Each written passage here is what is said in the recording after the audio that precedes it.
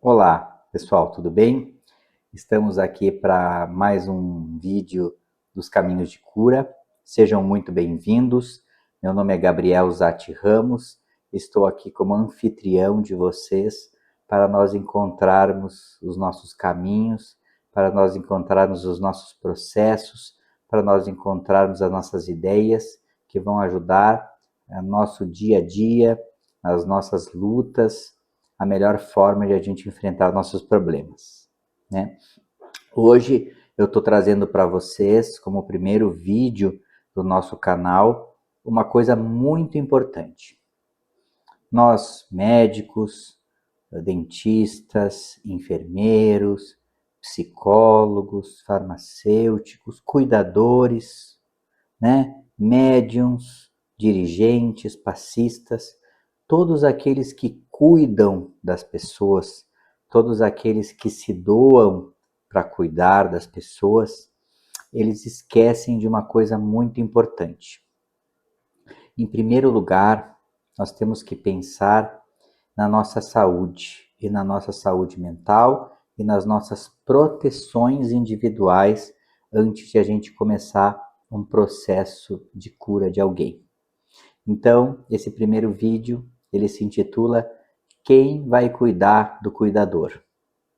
Quem cuida de quem cuida? Quem protege quem cuida? Nesse contexto, vocês podem perceber que ninguém cuida de quem cuida, que ninguém está olhando quem está cuidando, né? Porque acha que quem está cuidando, quem está fazendo esse processo de cura, está bem cuidado, né? Mas não é o caso. Nós sabemos hoje em dia que nós enfrentamos uma grande epidemia de problemas. Dentre eles, principalmente com os profissionais de saúde, a síndrome de burnout. O que é isso? Nesse processo de doação, nesse processo de trabalho intenso com as dores, com os problemas das pessoas, a nossa saúde vai se exaurindo. A carga horária de trabalho intensa, o trabalho estressante, as exigências muito intensas dos pacientes e dos doentes, da parte espiritual, né? Nós sabemos dessa área, a parte quando o cuidador ele vai começar a trabalhar com a cura de alguém, ele mexe com toda o status quo daquela família, mexe com obsessores, mexe com as energias e muitas vezes ele carrega para si muitas coisas difíceis, muitas energias, muitas influências que acabam fazendo com que esse trabalhador adoeça, desista, possa entrar em depressão, possa entrar em loucura e pode se exaurir. Portanto, quem vai cuidar dos cuidadores somos nós mesmos, né? Isso que eu estou trazendo para vocês é uma realidade não só da espiritualidade, não só dessa relação da saúde com a espiritualidade, mas é uma tônica que está acontecendo em todos os ambientes de trabalho, principalmente na área da saúde. Portanto, em primeiro lugar, nós temos que cuidar de nós mesmos. E como que a gente pode fazer isso, Gabriel? Olha, a gente pode fazer isso de várias maneiras. A primeira coisa que nós temos que ter com nós mesmos é disciplina. E a disciplina, ela vai ajudar a gente a criar uma rotina saudável. O que a gente pode fazer, em primeiro lugar? Em primeiro lugar, dormir adequadamente. O sono, ele é o principal regulador de hormônios que ajuda a estabilizar o metabolismo, a melhorar a distribuição dos mais diferentes hormônios, dentre eles a melatonina, que ajuda a regular todo o processo do ritmo circadiano do nosso corpo. O ritmo circadiano é o ritmo do dia e da noite. À noite a gente descansa, recupera as nossas células, né? E durante o dia a gente executa nossas atividades. Portanto, ter uma qualidade de sono adequada é essencial para quem é cuidador. E para quem é sensitivo, quem é médium, como é que a gente pode fazer isso? Né? Além de a gente ter um horário fixo para dormir, né? 9 horas, 10 horas da noite, saber que quando a gente vai dormir no mínimo 8 horas de sono é essencial para uma qualidade adequada, né? Nós temos que fazer uma rotina. Então, essa rotina, o que a gente pode fazer? A gente pode fazer um banho, desligar a televisão, desligar o celular, baixar o som da música, colocar uma música mais calma, baixar as luzes de casa, relaxar, poder tomar um chá e, antes de dormir, fazer uma oração, fazer uma leitura adequada, evitar filmes, evitar leituras, evitar imagens, evitar as mídias sociais e esse excesso de estímulo auditivo, visual e de imagens, que para uma pessoa que não tem mediunidade já é muito estressante. Agora, para uma pessoa mediunizada, para um médium, para um sensitivo, isso é extremamente prejudicial e impede que essa pessoa consiga ter uma boa conexão de sono, tá bom? Então, fazer uma oração, fazer uma meditação, fazer uma higiene mental, buscar a orientação dos guias, isso é essencial na hora do sono. E desligar o celular, né, colocar ele no silencioso. Ao acordar, o que a gente precisa primeiro fazer? A mesma coisa. Quando a gente acorda, é uma bênção. Segundo a filosofia judaica, o próprio ato de acordar é uma forma de Deus nos abençoar, porque significa que Ele quer nós neste mundo. Então, quando a gente acorda, abre os nossos olhos, Deus está dizendo para nós: você é importante, eu preciso de você nesse mundo e você tem uma missão a cumprir que é só sua. Faça uma oração imaginando isso. Eu sou importante, eu tenho uma missão importante, eu sou o único na minha família, no meu trabalho, no meu ambiente. Eu sou importante. Eu tenho um processo só meu para me desenvolver. E eu tenho as bênçãos de Deus para executá-lo. Essa oração é extremamente importante. Tomar um banho de manhã, fazer as orações iniciais, pedir para Deus. André Luiz fala muito, né, isso. Sempre antes de sair de casa, procurar pedir as bênçãos de Deus, procurar abençoar a vida, abençoar o corpo e as pessoas, para que a vida te abençoe. Abençoa todos para que a vida se abençoe. E a partir daí, com você já cuidado, né, tomado um banho, feito as suas orações, procurar uma boa alimentação. Uma alimentação focada em alimentos saudáveis. Todos vocês já sabem exaustivamente o que é saudável e o que não é saudável, né? Então, alimentos focados em alimentos naturais, frescos, ter um horário adequado, uma quantidade adequada. André Luiz fala também, muito importante, coma para viver, não viva para comer. A comida, ela é um subsídio para nós executarmos a nossa atividade. Ela não é o objetivo em si. Então a comida não tem que ser o objetivo da nossa vida. Não temos que viver para beber, para comer. Nós temos que trabalhar, viver, seguir o nosso propósito e usar a comida como um combustível para o nosso corpo. Não é verdade? Durante o ambiente de trabalho. O que a gente tem que entender? Nós somos servidores. O grande segredo da nossa vida é quando a gente se coloca como servidor. A terra não está aqui para nos servir. O nosso trabalho não está aqui para nos servir.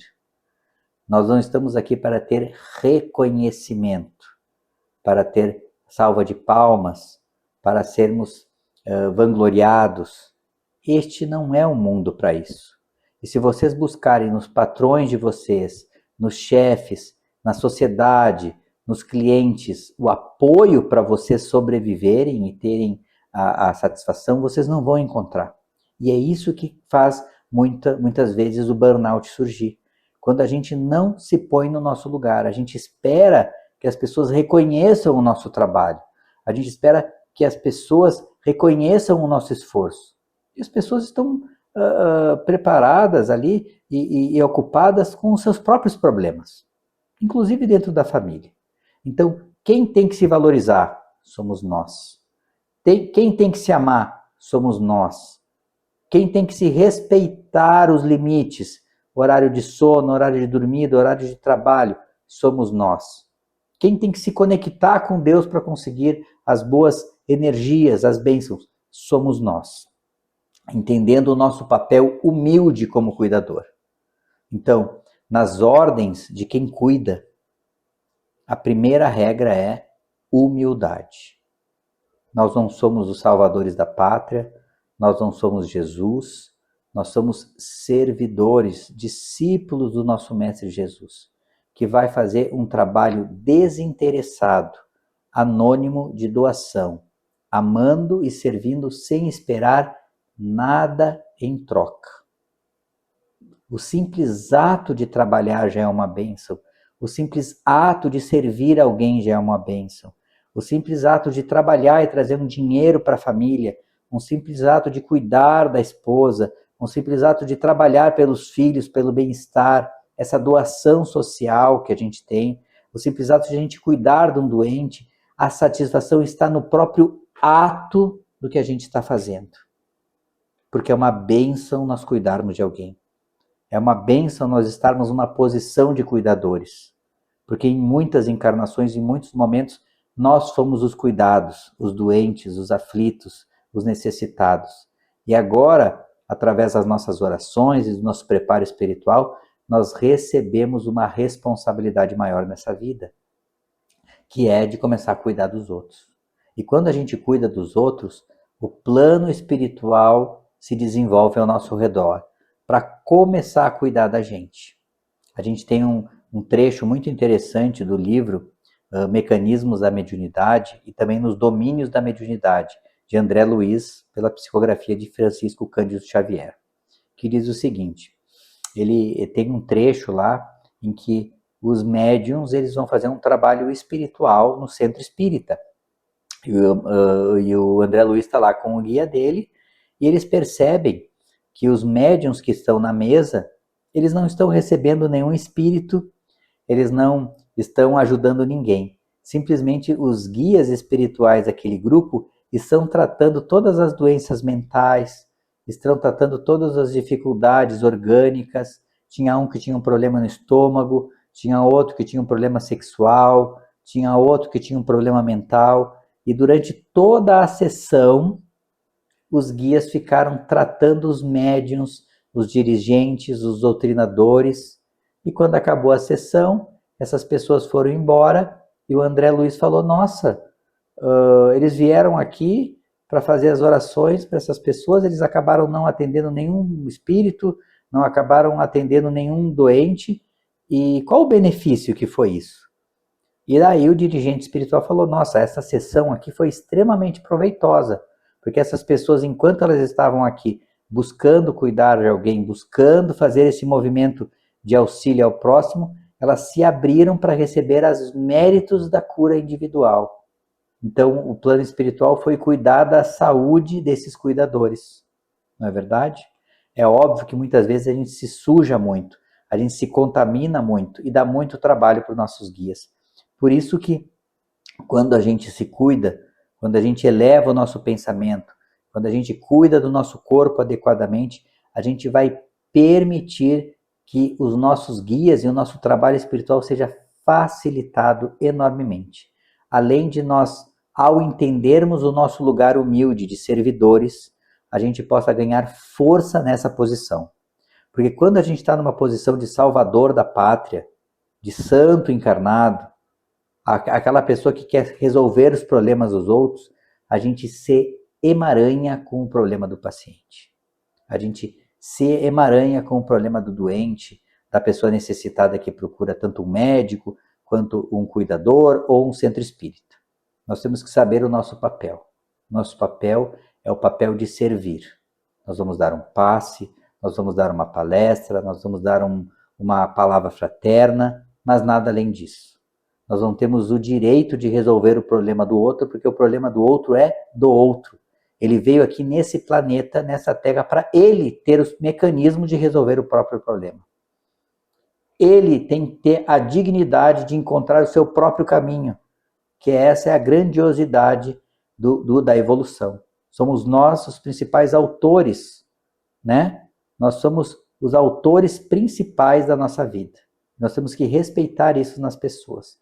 Respeitando isso, nós vamos dar força e dignidade para elas. E também vamos encontrar nesse espaço o nosso espaço de força. Além disso, saber os nossos limites. Se a gente consegue cuidar de um doente por dia, ótimo. Se a gente naquele dia não está bem, vamos cuidar de nós. Se nós tivermos força para cuidar de mais de um, de dois, de três, maravilha. Mas sempre nos respeitando, tendo períodos de descanso e principalmente ao longo do dia, orações.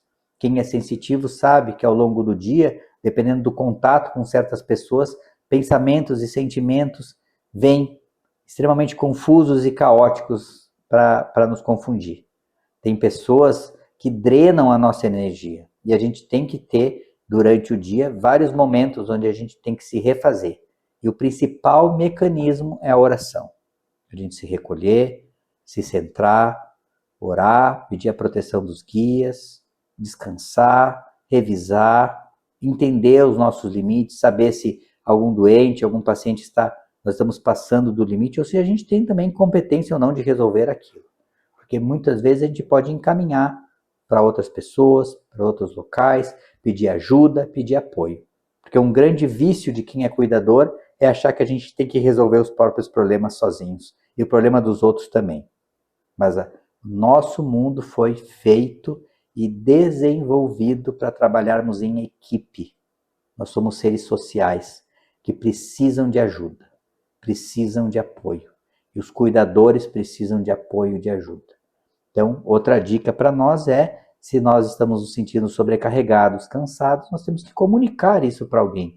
Conversar no nosso ambiente de trabalho, conversar nos centros espíritas, explicar para eles que que tal determinado trabalho ou determinada situação está deixando a gente cansado e sobrecarregado. E encontrar soluções em equipe. A boa conversa, trabalho com oração conjunta, cada um respeitando os seus limites, os seus dons, vai fazer com que toda a equipe trabalhe em harmonia.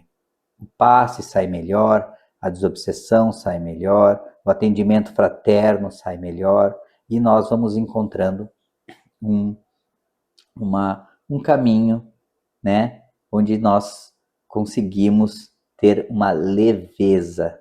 Porque quando a gente serve desinteressadamente, servir por servir, amar por amar, trabalhar simplesmente pela alegria do trabalho, sem a expectativa, um peso gigantesco sai dos nossos ombros e da nossa mente.